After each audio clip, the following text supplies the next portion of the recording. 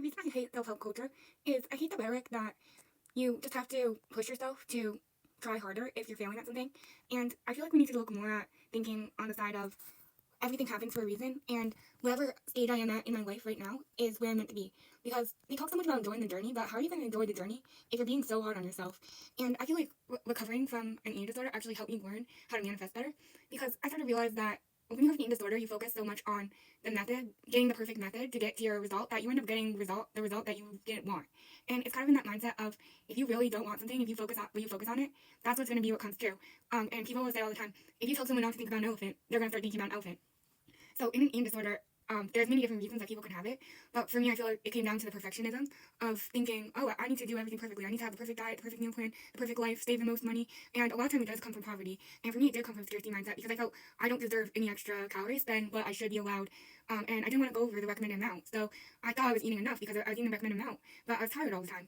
And this comes from the scarcity mindset, because I was just trying to survive, but I wasn't giving myself enough to thrive. And now that I've recovered, what I did to manifest it is I told myself, whatever I end up looking like in the end, I'll accept it. Whatever I end up looking like in the end of this, I just want to be the most beautiful and vibrant version of myself.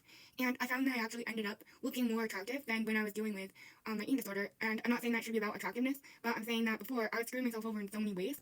And now that I finally let go of control, I was able to find the most real version of myself. So sometimes all you have to do is just really let go, because you are the one holding yourself back. We talk a lot about evil eye, but I feel like the only way that evil eye works is if you internalize what other people are saying about you. And that's why they say it. They're trying to sabotage you.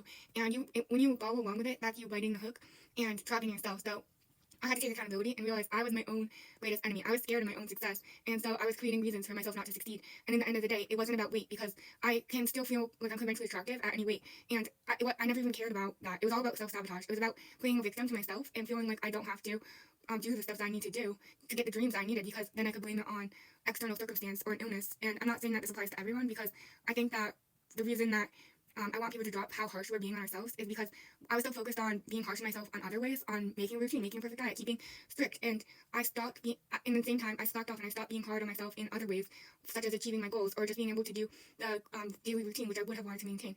So we really need to focus on what are your actual long-term goals, and do we actually need to punish ourselves to achieve it? Because think about Taoism, we want to flow with the water, and water doesn't try to flow upstream. Water doesn't try to flow up a waterfall, and so you don't need to rush yourself. You don't need to try to just do the most painful thing, just thinking that if it's the most painful, it's going to be the best.